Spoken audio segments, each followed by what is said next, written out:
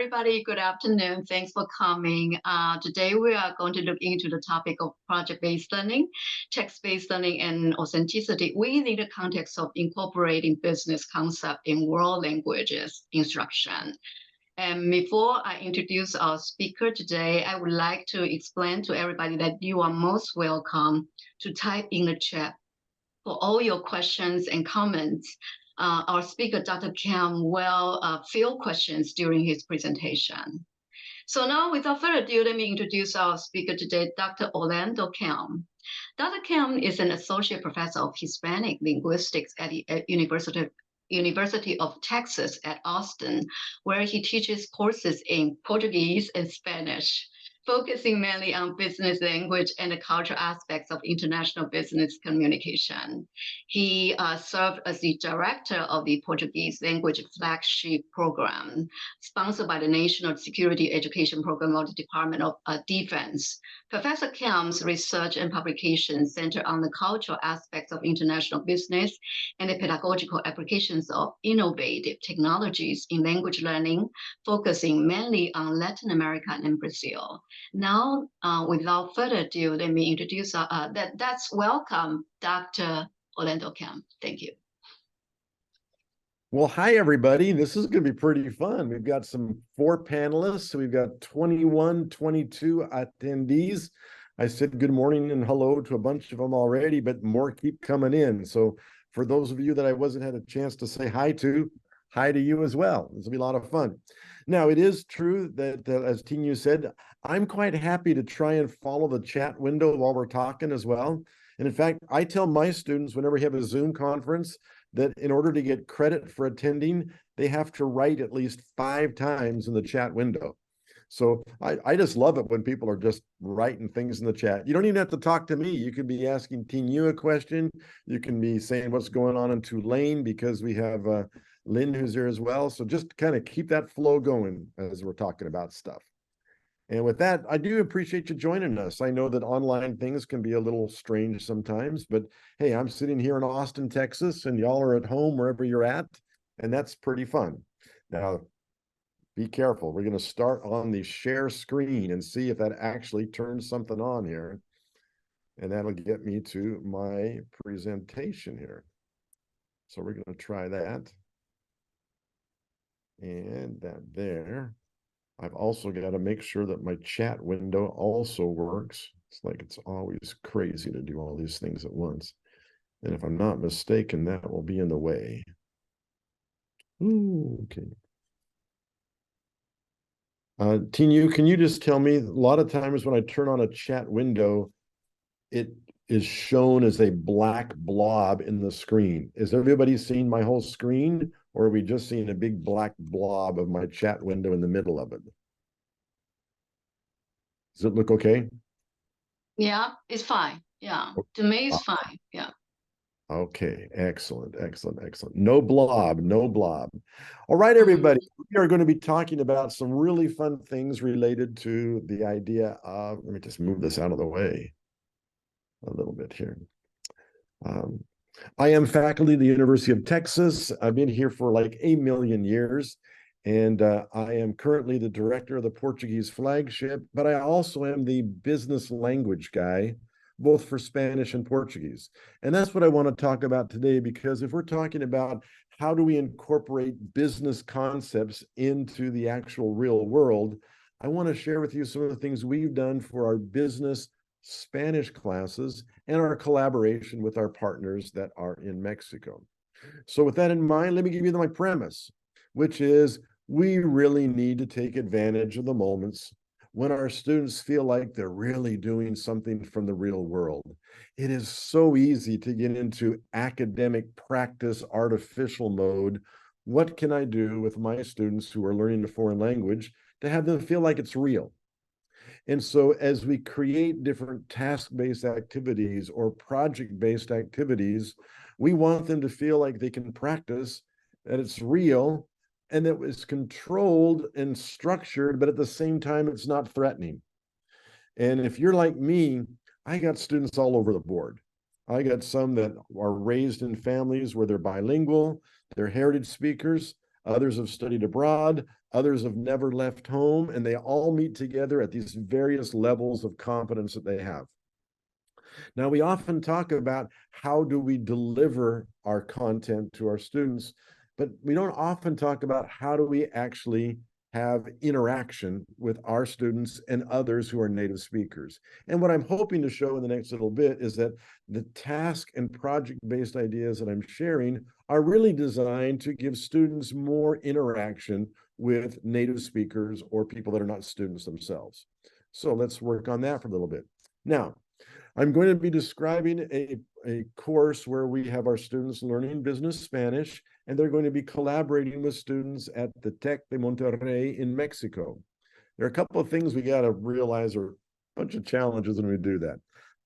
Just logistics are crazy because the second you have a partner somewhere else, you've got to worry about when does the semester start? When does the semester end? When are the holidays? What time zone are they in? When is it daylight savings time? This all comes into it.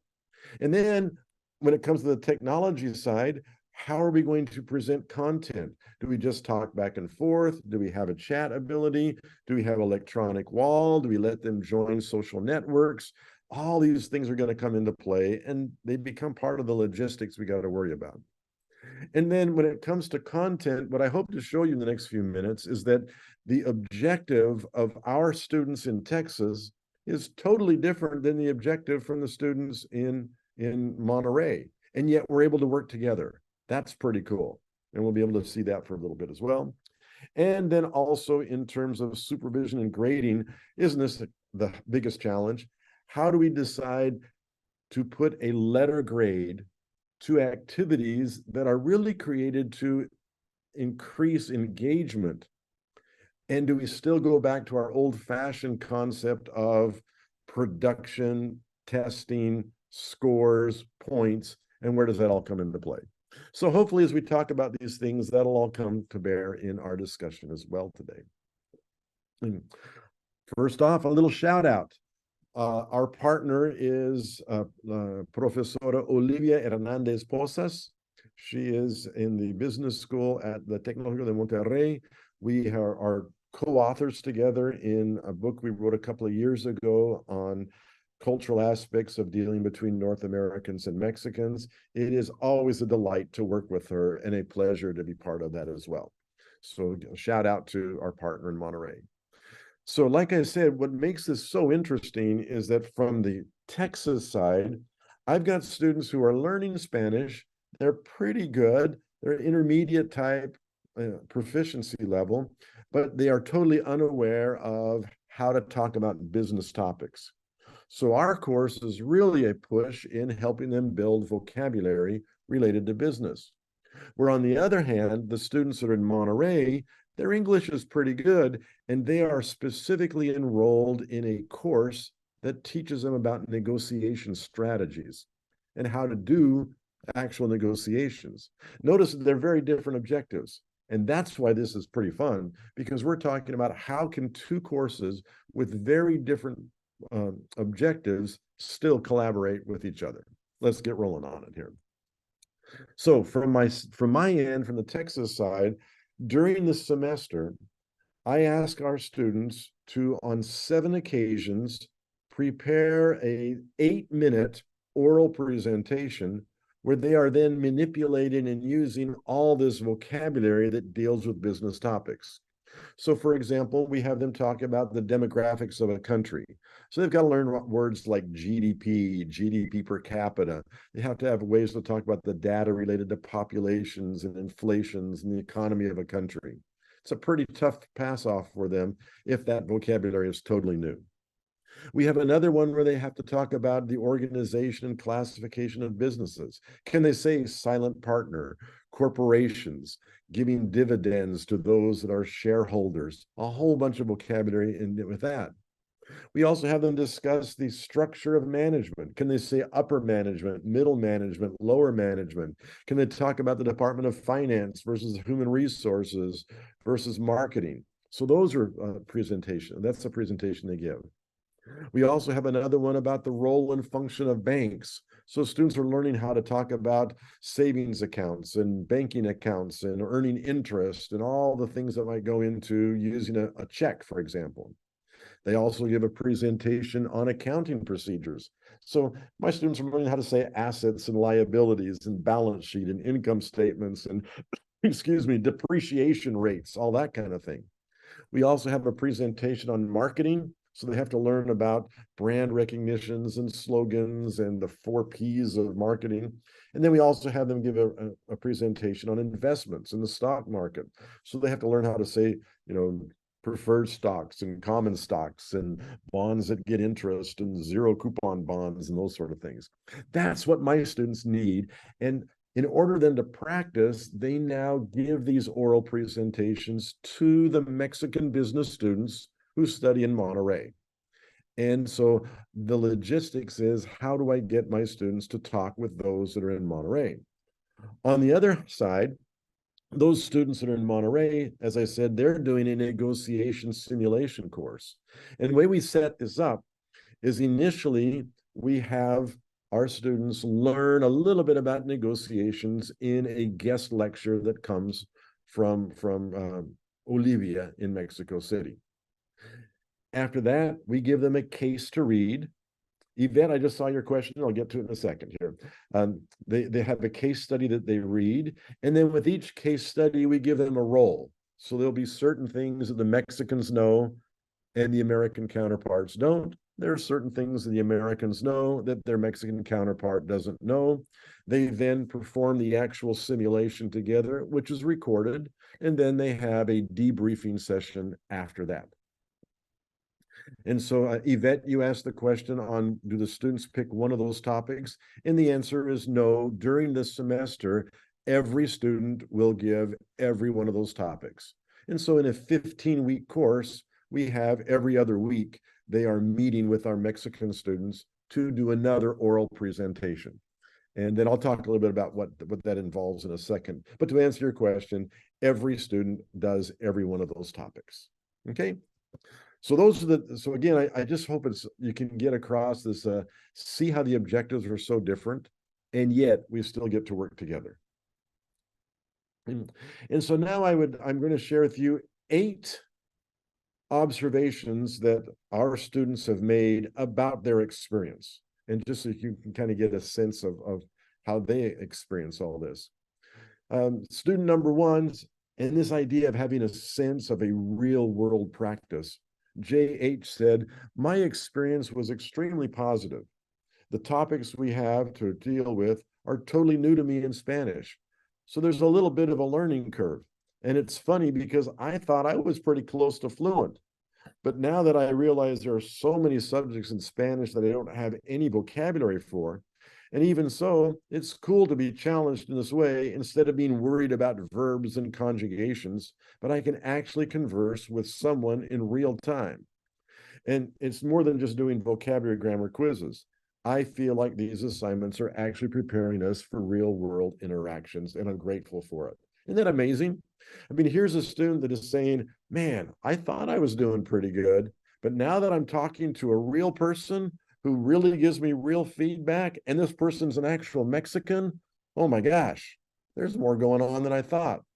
It is so amazing how when the student knows they're not talking to a classmate, they're not talking to the teacher, they're talking to somebody in Mexico who's a business student. Man, those students put on their game hat and they are serious, and they prepare even better because they know they're going to be talking to a real person.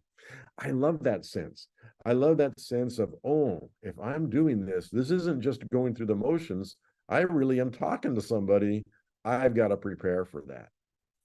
So I love what student number 1 presented as their first sense of this is real. Student number 2 really appreciated the idea of personalized feedback, because what we ask all of the Mexican students to do is, as you give the presentation, excuse me here,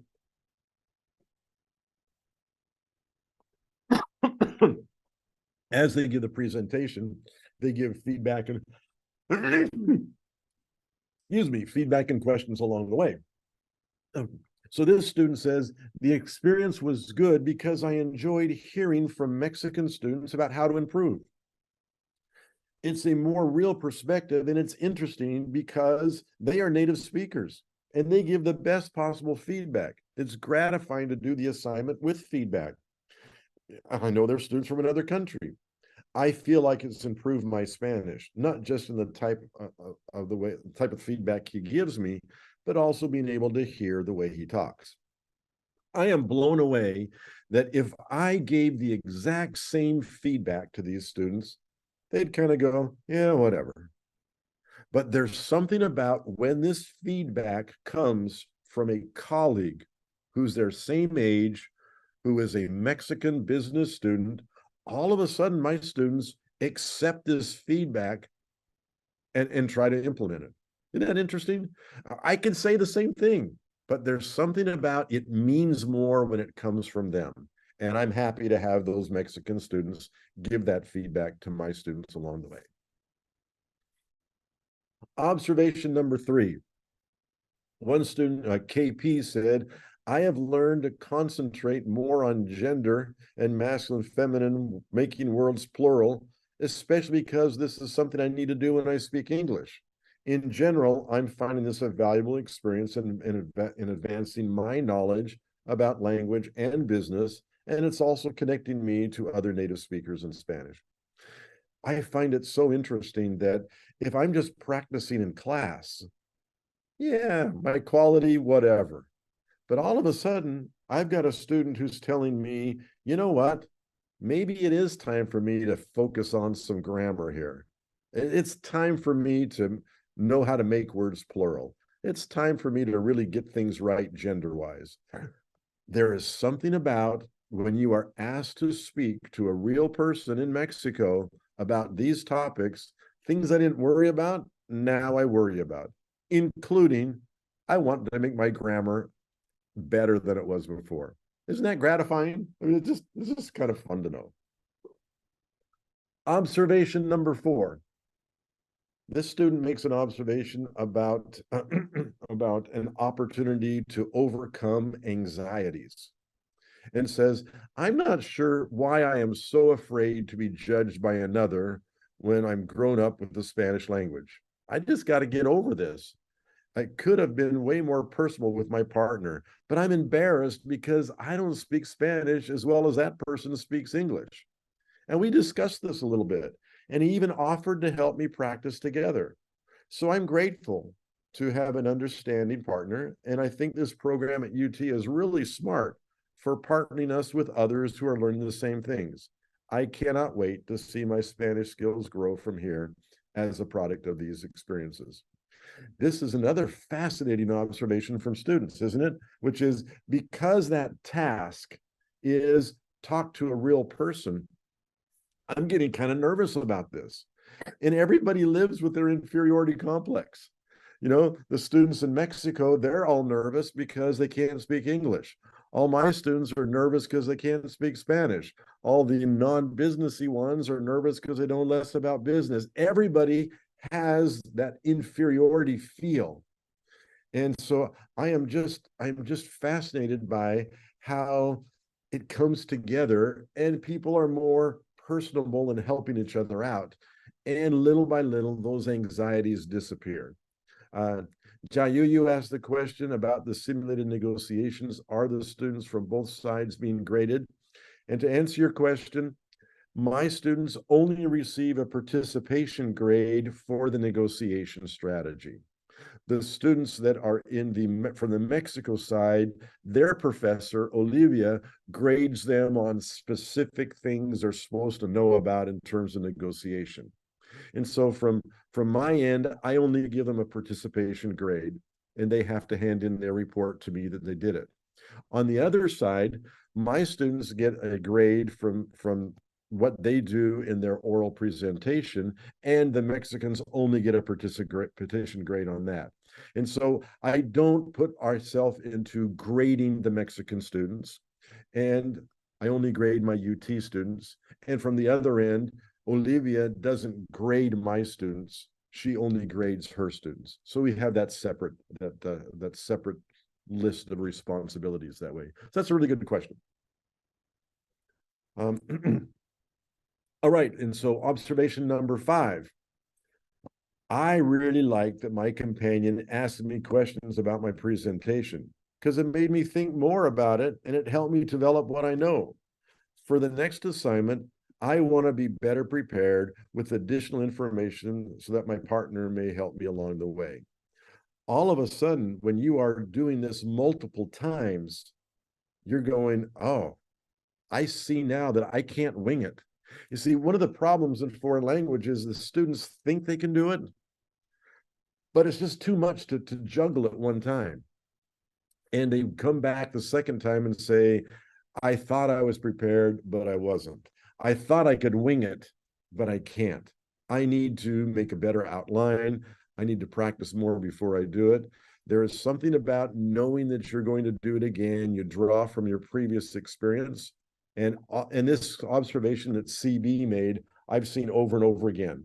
Students in their reports will say, hey, I didn't prepare as well as I should have. It didn't go as well as the previous one. I'm going to buckle down and do it again. If we could all have students say that about their assignments, we would be jumping up and down all the time.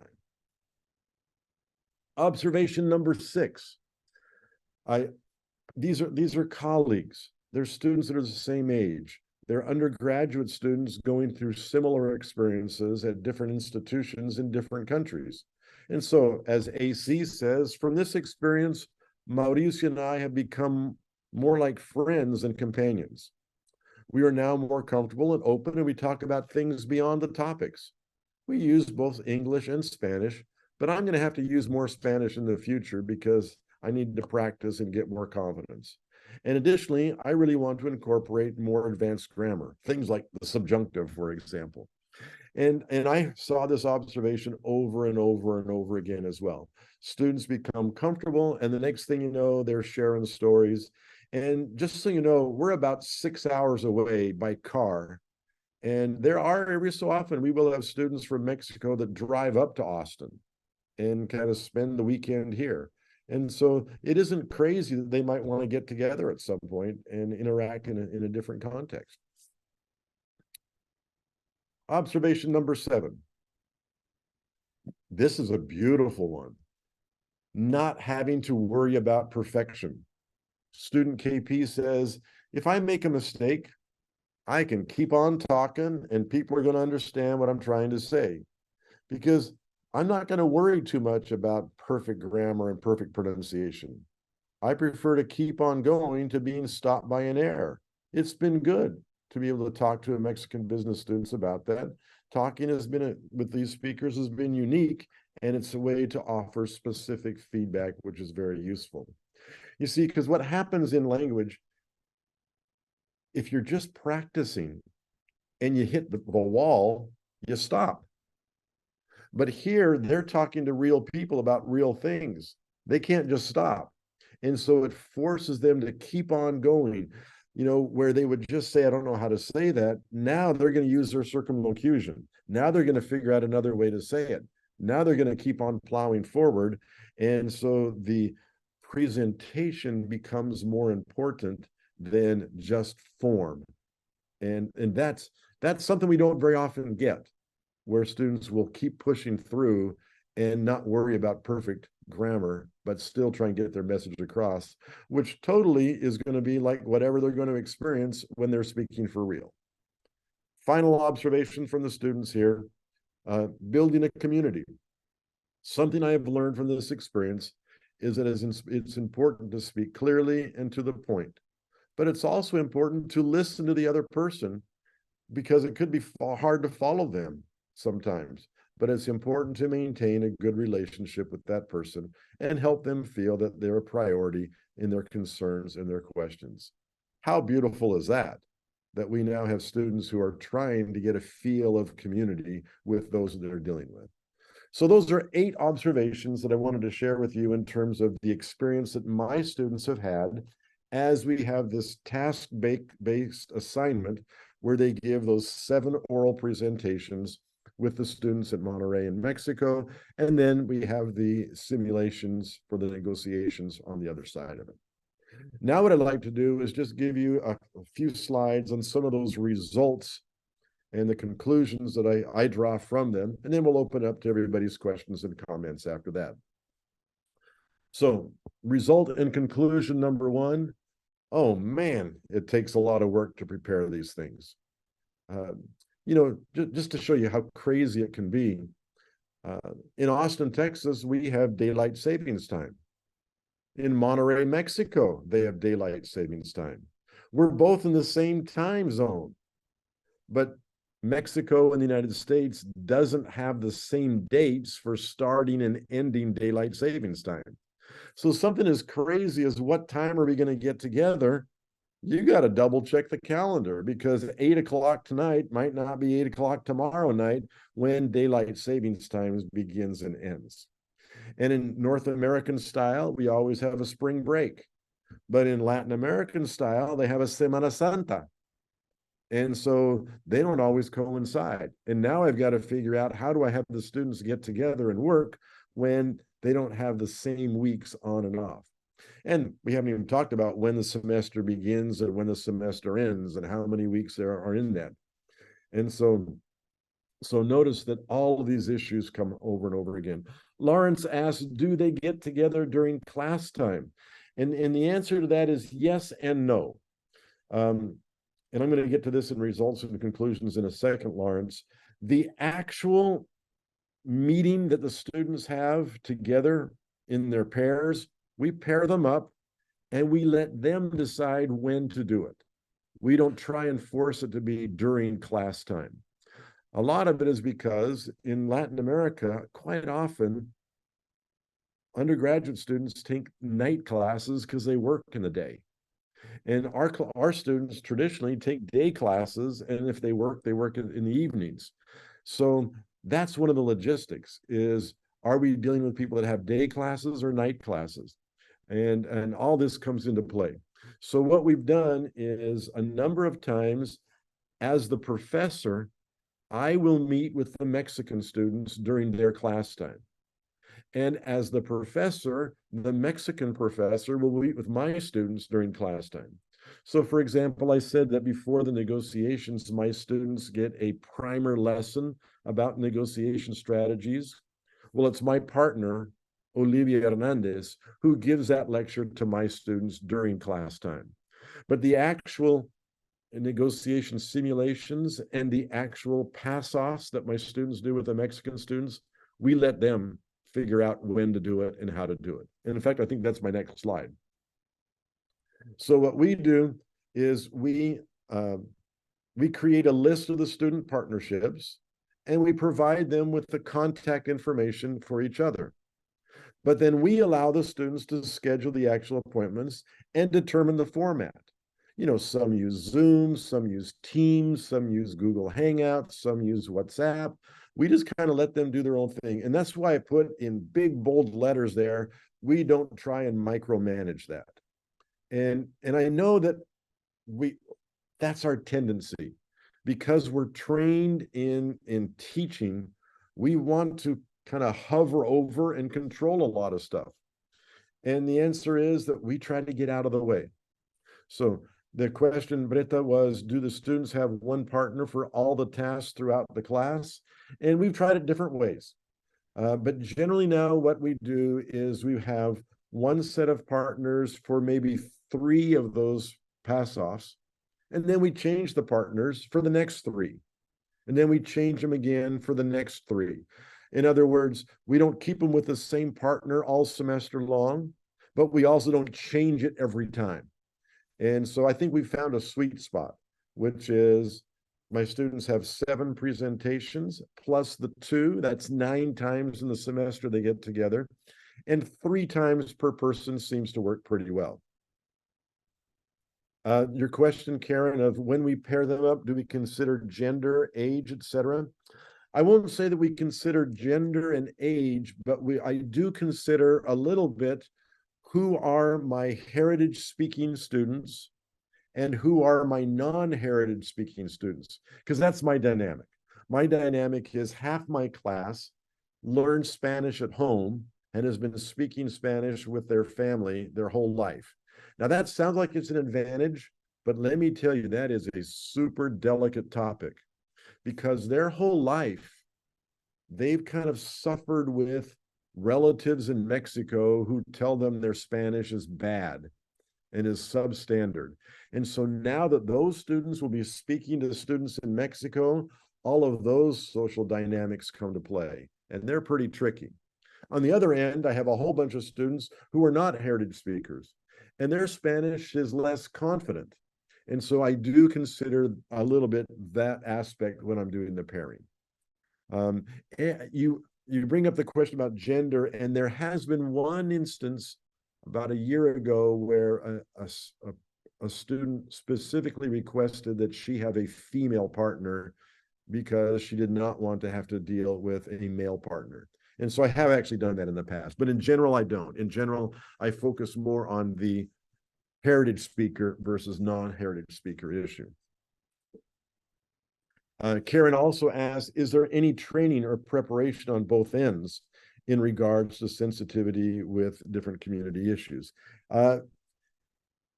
When I've done similar courses in other contexts where we're looking at cultural issues abroad, and in that case, yes, we have specifically done training in those areas. For this actual course, we haven't as much. And I think it's more because our focus has been on vocabulary and our focus has been on the negotiation strategies. And that comes out a little bit from the negotiation side. But no, I have not specifically focused on sensitivity to LGBTQ. Okay, let's go to observation number 3. By the way, thank you for those questions for both of you. Next one is collaboration. Allow each group to benefit from the things that are most important from their perspective. You know, isn't it amazing that my students, they want to practice their oral competence in Spanish talking about business topics. And the tech students, they want to practice negotiation simulations with native speakers of English. And both groups get to do that. I find this just dazzling that we are in a position to be able to allow both student groups and both professors to follow the objectives of their course and collaborate without it affecting our grades or our dates or our focus of our class. That's pretty amazing when you start thinking about it. Results in conclusion number 4, grading. I wrote here, it's almost an axiom. The more we insist on grading everything that students produce, the less they're able to produce. And think about this for a second. Let's say that I have 50 students. And if I want to listen to everything that 50 students produce, and let's say each one says something for 10 minutes, I really don't have time. There's no way I can fit that into my world.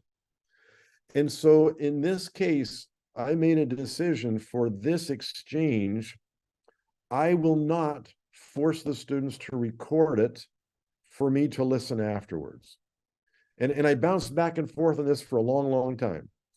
I received from the students a report on their experience doing that pass off with the Mexican students. And I have a number of other activities in class where I am following up with vocabulary quizzes and other lectures and notes and other assignments. This is just one part of my semester. But I made the decision that if I were to force the students to record that session and to have me listen to that session, I was just going to be overburdening them with one more me flying over them. It was a little strange for me to kind of let go of listening to all that. But now that I've done it this way, I'm really glad I am. I think it frees the students up to not feel like I'm hovering over them. It allows them to have that exchange without feeling like they're trying to please me. And I get all the feedback I want from the written reports they do. And so it's worked really great. Now, I would say, however, on the other end, because from the Mexican side, they are only doing 2 simulations and not 7. It is true that from the Mexican end, Professora Olivia does ask the students to record their simulation sessions, and she does, with a fine-tooth comb, go through every minute of those simulation exercises, and she grades them on certain things that are part of that profile. And then she even has, with my students, a debriefing session. So we have an extra Zoom class where she comes and she then goes over her observations about the simulation with my students, in addition to the grading she does with her. So we kind of do it both ways, is what I'm saying. From my end, I do not actually ask the students to record that session, and I'm happy with the reports they give. You, of course, may make a different decision in what works for you. But for me, I have been impressed with the positive vibe it's created by not having them record that actual session and instead just give me the written report. Okay, a couple of final things here, observations, which is, I've done this in a number of settings, not just this one I've described, but I teach a cultural class where we've dealt with groups in Mexico that are artists that create shoes. I've had a great back and forth with them. I've also done this with students in Brazil that are at the Seventh-day Adventist University in São Paulo in terms of cultural issues as well. I've had students share with photo database, be able to share cultural issues from back and forth. Over and over again, I am convinced that by having my students talk with students that are their same age, in their same context, adds a level of reality, authentic feel that I've never been able to have in the same way before. And for me, just that fact alone has made this an exercise which is worth the trouble. And that's why I'm saying students react positively to any little sense of authenticity we can give them. And that totally wins out when you compare it to that artificial academic going through the motions type of feel that we quite often get. And that's why I think that this task-based learning or project-based learning with these communicative approaches is a much richer way to go. And with that, I'm going to turn off my share screen and we can just sit and chat for a little bit. So Tingyu, does that kind of get us what we were hoping to talk about a little bit? Yeah, there's a question from Ling Zhu. It's in the Q&A part. Can you take the question, please? Yes. Okay, so so notice that what I talked about really is more of a task-based project and less of a project-based project. And you just hit on the exact difference between the two. When you have a PBL project, there is going to be some type of deliverable at the end that shows what was brought together. Now, we do as well task-based projects. We have one right now, which has just been beautiful, which is we have students in Brazil and students in Texas that are creating a small book with the alphabet of cultural issues that they do in collaboration. And then they send those books to the students that are in elementary schools in Texas and in Brazil. And so notice that for that one, yes, we have an actual final product that is given to a real world situation, putting it in the schools, both in Brazil and Texas. But for the one that I just described, because it's more of a task-based project, then we don't have a final community deliverable. What we have instead is the collection of the experience that the students had as they did their 7 oral presentations with the Mexicans and the 2 simulations in English with the Monterey students. I might add too, Tingyu, that in a previous semester, because my students are all learning Spanish, there is one semester where we repeated the simulation again, but did it in Spanish. And so for that semester, we were able to do the 2 negotiation simulations, and then we did an additional one repeating the same topic, but doing it in Spanish so that my students would have the experience of doing that simulation in Spanish as well. And that worked really, really well too. I was really pleased to see how that was going to go. All right. So with that, let's see what everybody else has to say.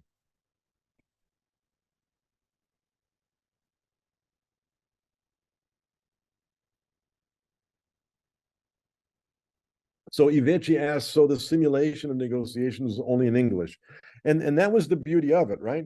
Which is the students in Mexico, that was the object of their course, to learn how to do negotiation simulations.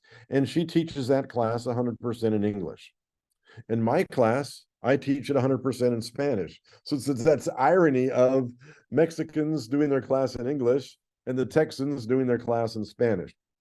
When we did the simulations, my students gave the Monterey students an opportunity to have a native speaker with American cultural norms be able to do all that. And so are the students from the other school business majors or working professionals? They are business majors. And so they are familiar with those specific business terms. And that was the beauty of it, that my students get to talk about accounting with people that know about accounting. Lin Ju asked Dr. Kelm, before the presentations, do you lecture on the presentation topic, teach conduct in class, drills, etc. first? And if so, how do you lecture these language items? And so what we do is, indeed, not only do we practice in class before, but I generally make a recording of me simulating those type of oral presentations. And so, for example, the one on accounting, I make a recording where I'm discussing accounting issues myself. And so it serves as a model, you might say, of the things that they might want to do with theirs as well. I also prepare for them an outline of what I would be talking about with these topics. We also have a textbook that'll have a lecture that addresses the same topics. And so what we do is they read the chapter in our textbook that talks about, let's say, accounting. They then get to view my recorded lecture of modeling more or less what it's like. We also then have the outline that is prepared for them. And then I have a Padlet wall where all semester long, I keep track of all these materials. And indeed, on that wall, they will have that outline and my recordings and all my ancillary things along the way. And in fact, maybe what we ought to do is, while we're talking here, I'm going to turn that on just so you can see what that wall looks like. Okay, so sorry for bouncing back and forth here again, but let me once again turn on my share screen. And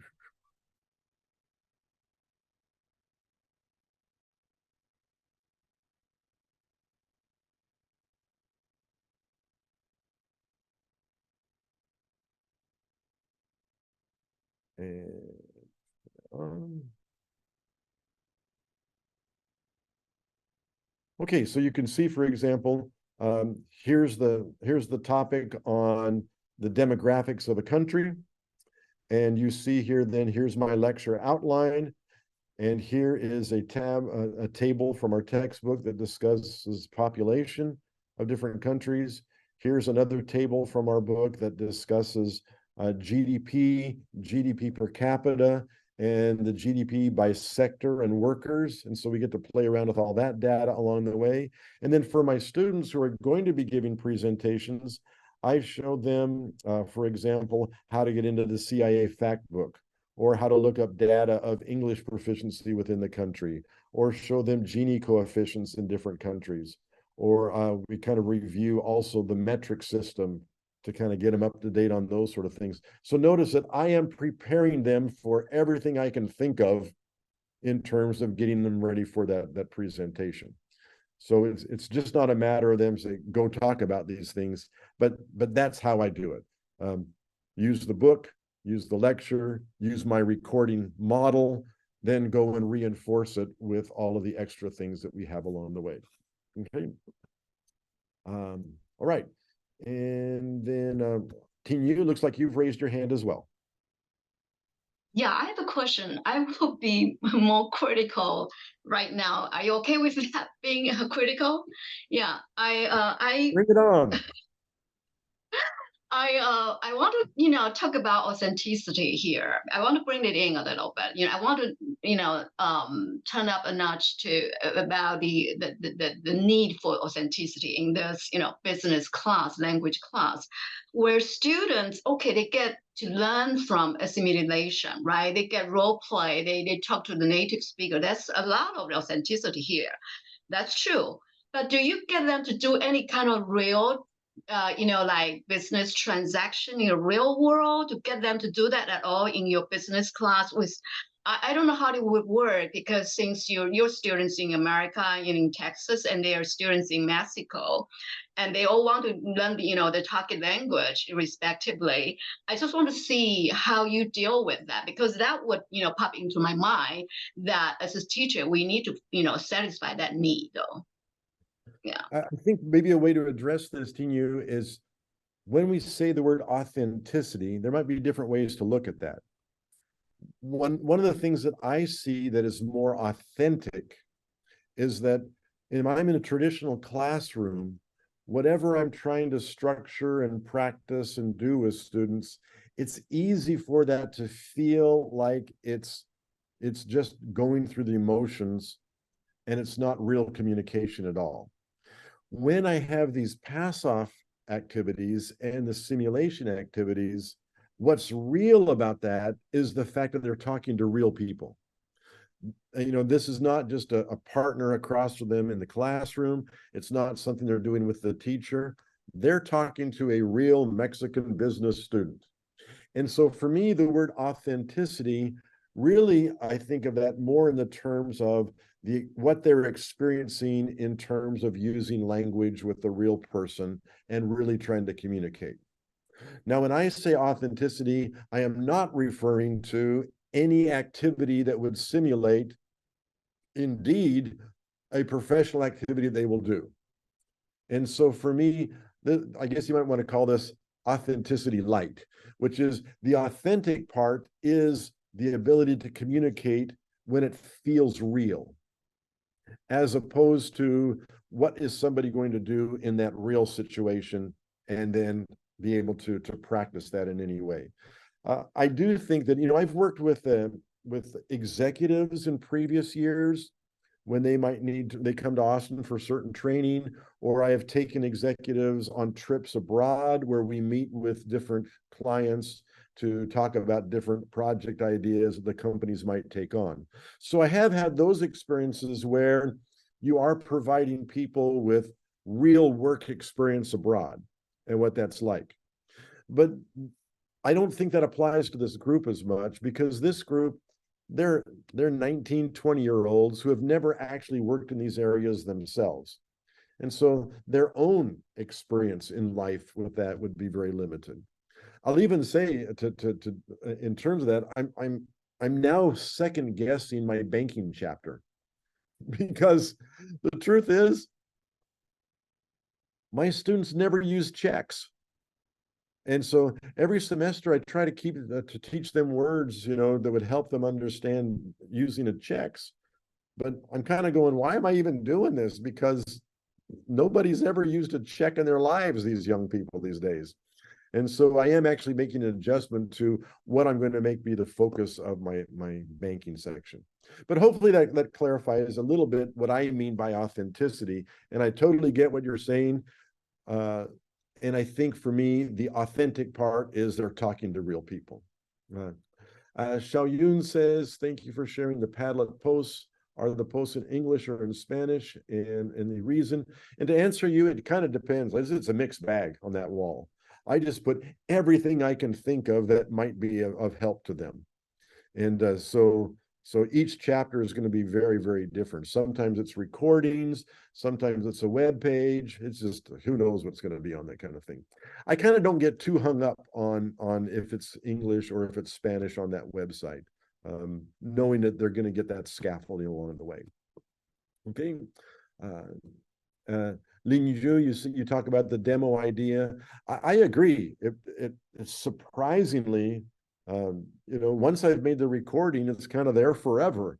And so every semester now, that just becomes one of the day assignments to listen to me modeling that thing for them. Atia asks, in their presentation regarding accounting procedures or the role and function of banks, are they presenting American way of doing these kind of things in the lecture? You know, it's an interesting question, especially because accounting, if you understand accounting, you will know that there are national norms for how they do things that differ from one country to another. I presented a little bit different because we take a step back in that some of my students might actually be an accounting major, and they're pretty excited to finally learn how to say depreciation rates and all that kind of stuff.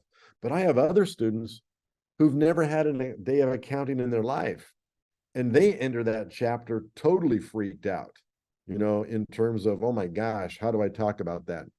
So for me, this is more of a vocabulary building class more than a structured, organized way of comparing accounting practices from one country to another.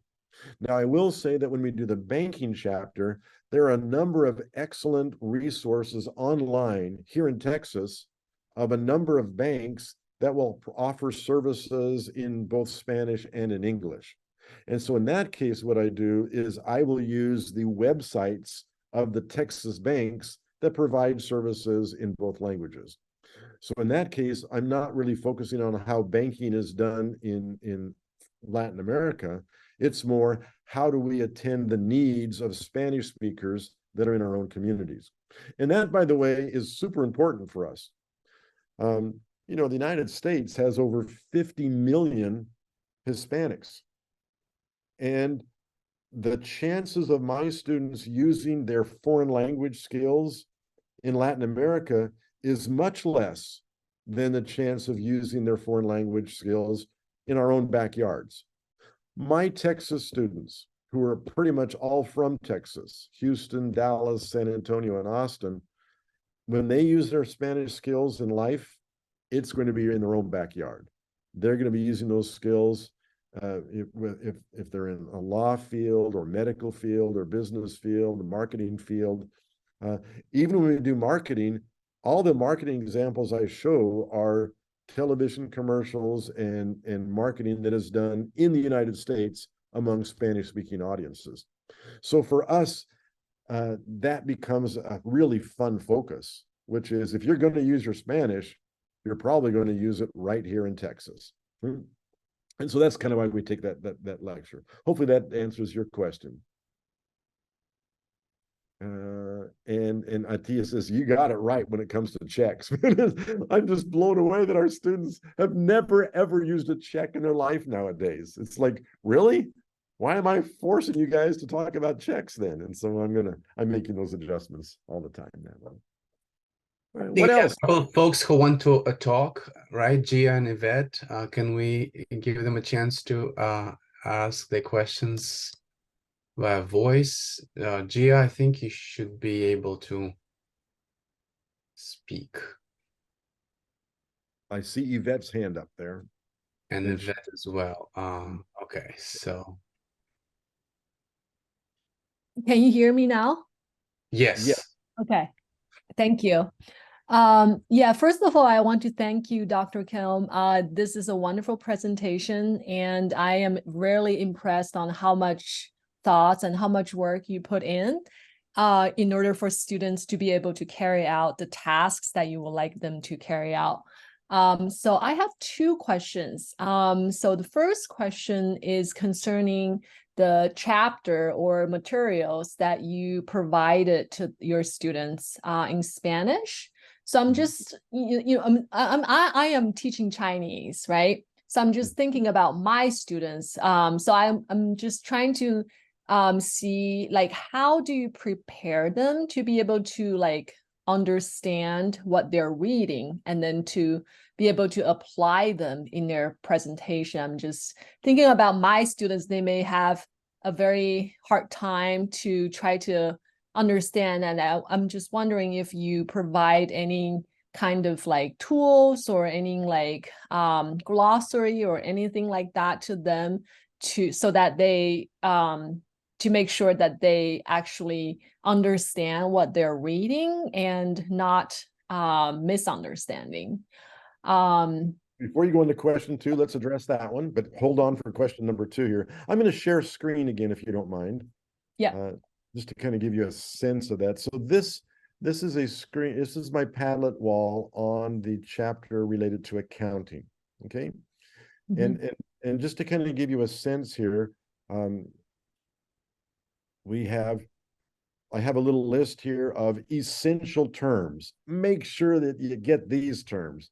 You know, dinero en efectivo, cuentas por cobrar, inventario, pagos por anticipado, equipo terreno. These would be terms that are part of that balance sheet. You know, where these are things like dinero en efectivo is cash, cuentas por cobrar are accounts payable, accounts receivable, inventory. So I have made a list of, hey, these are some essential terms you really, really need. And then over here, I have another link, which is a web page called businessspanish.com. And when you click on that link, it just gives students access to vocabulary lists in a million different topics. On their own, they can go to that. And then this link over here on accounting, this is I don't know if I can even open it up here. So this shows you the analysis of different transactions that happened in a company, a model company, and goes through all of the entrances into the accounting transactions in terms of where the assets and the liabilities are go in and out and how it all adds up in the end. So we have that for them as a resource. I also have this website, which is, I made a number of sample stories of how depreciation is determined. And what I did is I used Excel, because Excel has all of these accounting functions. If you learn the Excel function, you're also learning how to use the vocabulary in English. And so I did that with that one as well. And then over here, I have a recording of a person who is the accountant at a company in Venezuela, and she tells her story of, you know, what it's like to be the accounting person. And then over here, we have my outline of the oral presentation, so they can go through all those parts. So hopefully what you're seeing here is that I just try to provide them with as much as I can, knowing that I've got students at all these different levels. Some are going to use it, some aren't, some need it, some don't. But that's why I love the Padlet wall. That wall just gives me a chance to try and put in one location all these different things that somebody might need, and knowing that they'll draw from it as needed along the way. You, of course, have a bigger challenge. You know, when I teach Spanish, if you don't speak any Spanish at all, and I say the word la universidad, you probably know it means university. And so my students, especially in a business world, there are a lot of words that, because we have a similar language, they can catch on to. But if I said the word taja, nobody knows I just said the word university, right? So I do have an advantage that just the way that Spanish is made up gives us a context that you may not have. Okay, Jayu, how about your second question? Yeah, thank you for the first question. So my second question is, I'm very interested in studying the topic of intercultural competence.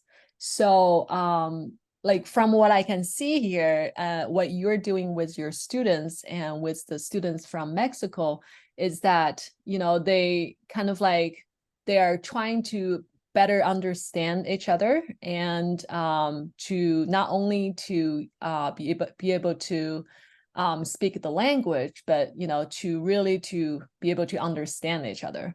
So my question is that, do you feel like from what you have observed, do you feel like in terms of affect change, do you feel like your students on the US side, are they becoming more open-minded to students speaking a different language, or to students who may not speak, you know, like perfect English, who are like second language speakers, things like that? So I'm just wondering, like, you know, like in addition to what you require them to do, like with each other, like in terms of like personal communication, but do you feel like in terms of attitude or like affect change? Do you feel like they're becoming more and more open-minded and more tolerant? I'm guessing. So I'll answer that in two parts. The first part is I just opened up for you my Padlet wall from the cultural side of things. Now, this course, I don't refer to it as much, but our students have a business certificate. And what I shared with you today is more of the language side of it. But we also teach them in a whole separate course, which enters more into the cultural side of things. And so this is my Padlet wall where I share with them different theories and philosophies on cross-cultural communication. I happen to really like the Tropenar's, Hampton Turner's dilemma theory, and so I have a whole wall on dilemma theory here. But to answer your other side of the question, I don't know if the students objectively even know that they're getting that out of it, but I will say that they are humbled when all of these Mexican students can use their English and they're pretty good. And I think my students come away with an appreciation for, oh my, if these guys are using English this well, they're ahead of me. And so maybe I need to pull up my socks and get going too a little bit. So I don't think I overtly say that with them necessarily, but just anecdotally, I know that experience of working with the Mexican students gives them an appreciation of that. And I had the same experience when we work with the students in Brazil, that my students come away with a little bit of a humble attitude of, man, if that's what they're doing and I got to compete with them, let's get rolling on it. And incidentally, I have the same experience with my MBA students, that since I work at the business school a lot, I often take MBAs on different business trips abroad. And my MBA students come back thinking, I thought I was competing with the guy from Wharton. And now I realize that I'm really competing with the person who's from Korea as well. So I do think that happens quite a bit. Thank you, Jayu, for that question. And Yvette, I think you were the next one with your hand up. Thank you. I want to echo Dr. Kelm. You know, my appreciation for your presentation is wonderful. And I teach a class that is half business, half in preparation for students of law, the students that are interested in becoming lawyers. So for me, it's a little bit complicated because half is business, half is law. So I'm thinking, you know, how can I balance? How can I add to my classes many of the really good tips that you are teaching us here, that you are showing us. So for me, it's interesting. I'm very surprised of your students' observations, and I was wondering if these observations, what they wrote, so their reflection in English, if they wrote it as part of the course evaluation, or is something that they have to do as part of the reports that they write. Okay, so to answer your question, remember that I ask my students to submit a report to go with each one of those pass-off experiences they do. And so most of what you saw today was my English translation of their Spanish comments that they wrote. I see. So when they wrote them to me in Spanish, and I just put them into English for you today so that you could see them. Oh, I see. So they practicing, you know, because you know, I'm really surprised at how much they wrote up, which is a challenge to have students write more than like 2 sentences, you know, in Spanish. The surprising thing, Yvette, is you saw that in that one slide, I asked them to write 2 things in their report. Number 1 is, what kind of feedback did you get from your Mexican partner? Okay. And number 2, what did you most benefit from or learn from the experience? And in both those cases, I have a 250-word minimum. Okay. And that's and I didn't do that when I first started this, and the reports were too short. I didn't get enough detail. But when I made that requirement of a 500-word minimum, 250 for each question, then I got a lot better feedback from the students. And so surprisingly, students are geared to know that. And the second I put a word minimum, I got better feedback. The other part of your question in terms of if you have law students and business students in the same class, what do you do? And I have tried this a few times before where now I have all the students do all 7 of the different communication tasks. But I used to do it where I gave them a list of possibilities and they could choose from that list of possibilities. And in that case, you would have, for example, law students that may not choose the same topic as the business students. And so there is a way where you could give them a list of possible topics and not have everybody do accounting and not have everybody do marketing, but it might be that you could actually still have the same activity talking to your partners at your partner school, but not necessarily presenting the same topic. So that might be a possibility for you. I see. Thank you very much. You answered my questions. Yixin Liu in the Q&A has a second question. Can you please answer that? That question is pretty much answered. So, Xiaoyun Yang, Judy. how do you manage to find your partner schools? Have you considered working with local Spanish companies or Spanish-speaking students in the business school at UT Austin?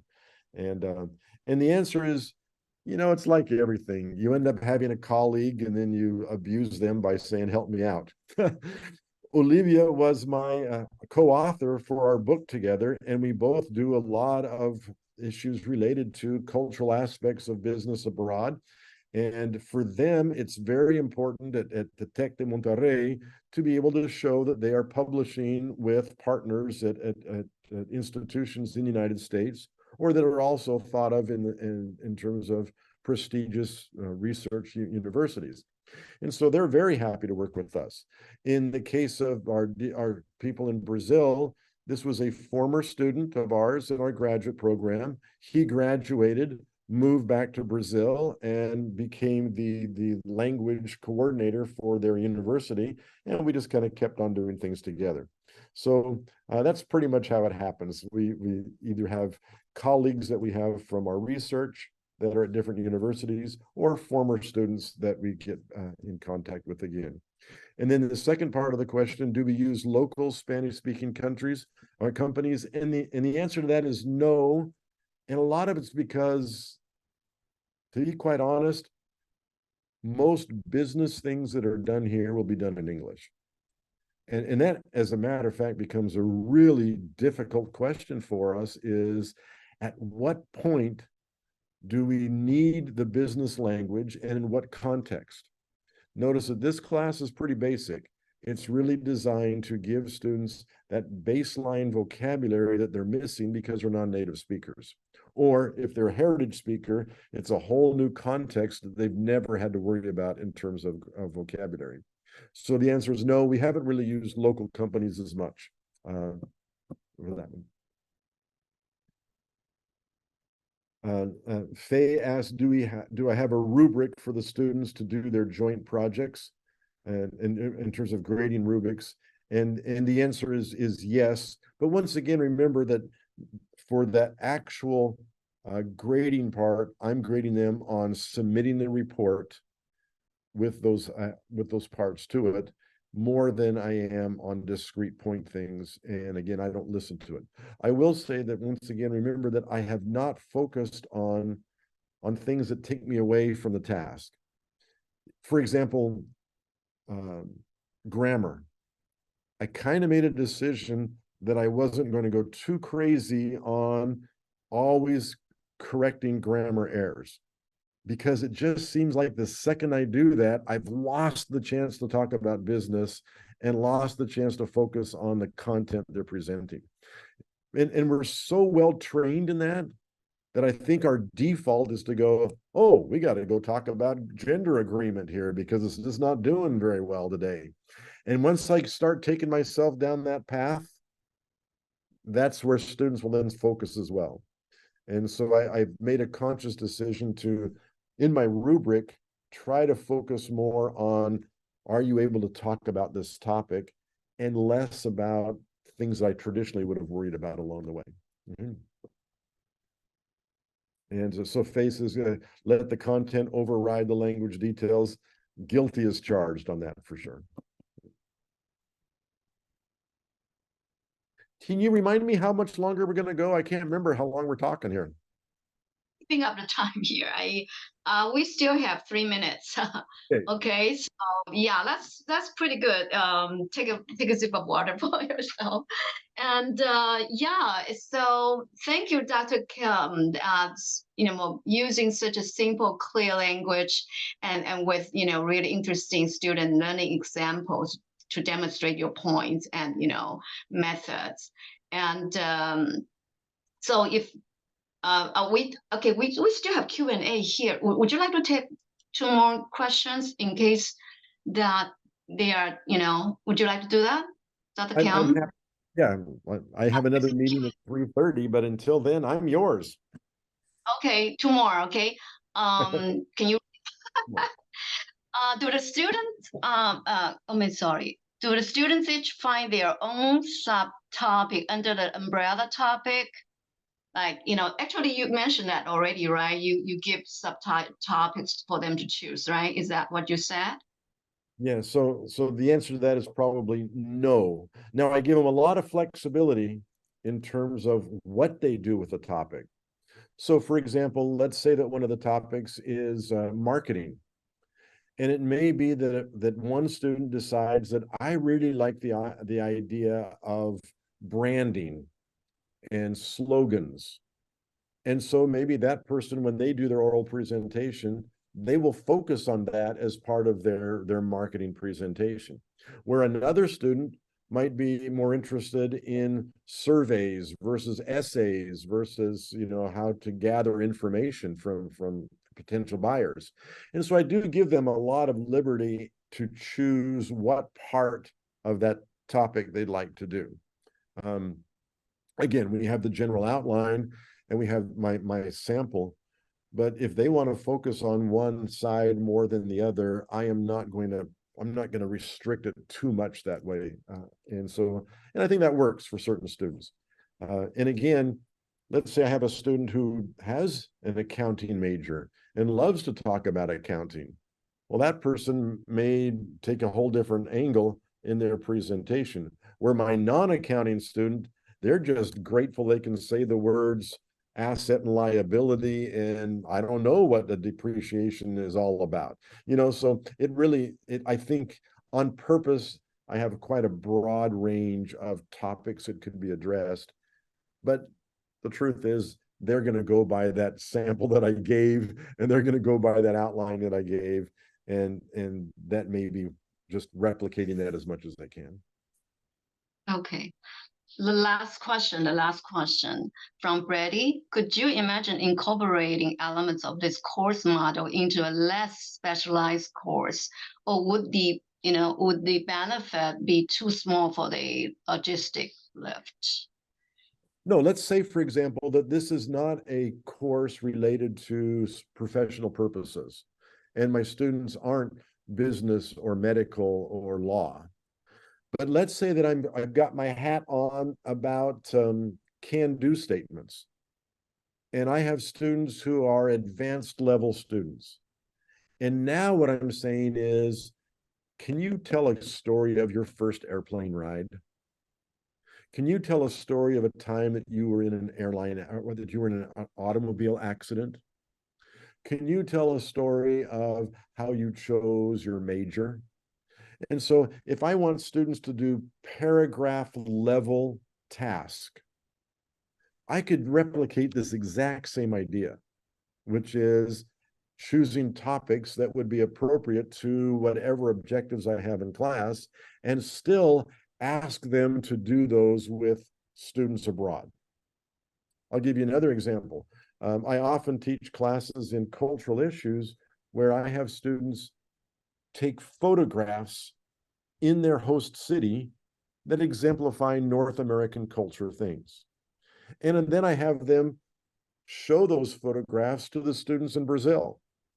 And the students in Brazil, they're taking photographs of things that represent Brazilian culture. and they're sharing those photographs with my students. And then we get together and kind of talk about all the photographs we've been sharing. So there are just tons of ways to do this. For me, the bottom line is, how do I get my students talking to undergraduate students at an institution in another country where they can connect because they relate to each other and kind of know where each other's coming from and have the same insecurities and ideas along the way.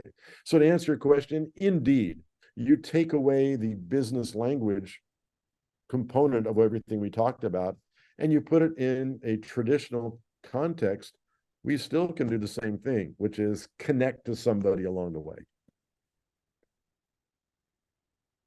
Great.